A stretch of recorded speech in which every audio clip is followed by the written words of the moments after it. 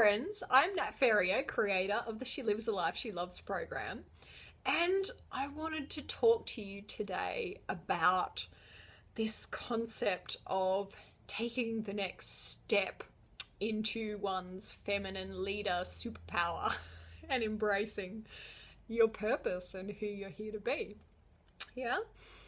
Because I know from some of the groups of women I've taken through coaching so far that, there can be a bit of a passion combined with a bit of a moment about this, and some stuff can come up, particularly if, for many of us, if you were born into the 95% who weren't necessarily entrepreneurial and didn't necessarily have great volumes of wealth, there can be this conflict between this real soul pull and this heartfelt desire and calling to contribute something that will help make a big difference on the planet. But at the same time, when you start to bring, business and money into that equation, there can be another part of your DNA and your mind and all kinds of things going does not compute at the same time. So how do you get past that? So there's one process that I've done before with some of the groups of women that I've taken through coaching, and this is sort of a 5-step process that I wanted to give you today to help you to embody and start to step into living more of this amazing part of yourself that you know that you're here to bring in everyday life. Yeah? So step 1 is exactly that. If you're here today, I have no doubt it's for a reason. It's because some part of you knows, yes, I am here to be a female leader and I have some amazing gifts to bring to the world and contribute to some communities of men and women who also want to make a difference on the planet. So the first step is to just stand in that place, and you can do it with me now, right now. Stand here with me now. This is the Sagittarian, Aries, Capricornian, fiery energy of, yes, go, let's do it.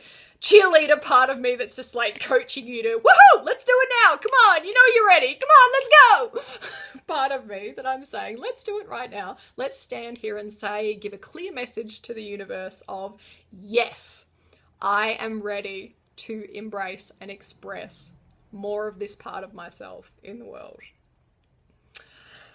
How does that feel? As a little step 1 of our process.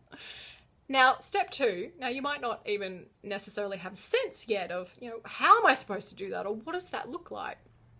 So one of the exercises that I suggest to the women that I work with is to have a bit of a think about some of the women around you that you admire, and you can grab a pen and paper for this because you might want to write down some notes for this, or write down some notes after if you like. So just to have a think about what are the qualities of some of the amazing women leaders that you see around you. What do you admire about them? What specifically is it? What qualities do they have? And no doubt you'll find a ton of them if you're on Facebook these days. Like, Facebook ads are so great at bringing, 26 of the world's similar coaches and practitioners who are offering a similar amazing thing straight to you, right? So it's becoming easier than ever to find, our role models and potential mentors and and teachers in the mix via technology these days. Yeah, so second step is to have that bit of a contemplative, what qualities do they have that you admire? And step 3 is about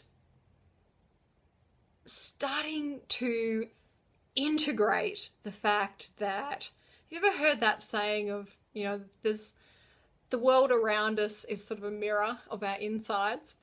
And I wouldn't necessarily agree that this is the case all the time, but I definitely agree that when it comes to the qualities, the positive qualities that we see and project onto the people that we admire in the world, I think it's absolutely definitely the case that many of the things that we see actually represent these qualities that actually, perhaps unconsciously at this point, already exist within ourselves. but they're just waiting in there for us to claim them and embrace them and let them out and start to express them, right? So step 3 is about integrating by, again, starting to take ownership of these aspects that possibly could they be of a reflection of your own energy and who you're here to be. Yeah. Now, step 4, to keep integrating this into everyday life. This is an expression of be it. And what I'm suggesting with this, and what I've suggested to my clients before, is to make a time each day. It could be just maybe 5 minutes early in the morning or when you're going to bed at night for maybe the next month or so. And during that 5 minutes, again, just meditate on these qualities that we're starting to realize, that you might be starting to realize right now, are actually a part of you. And I want you to just imagine, if they are in you already, just visualize yourself being like, your human body is this great big battery and energetic container, right? So in this little visualization, one thing that you can do is see your body and imagine the energy of these qualities of empowered, heartfelt, soul-centered leader you, as per your soul purpose.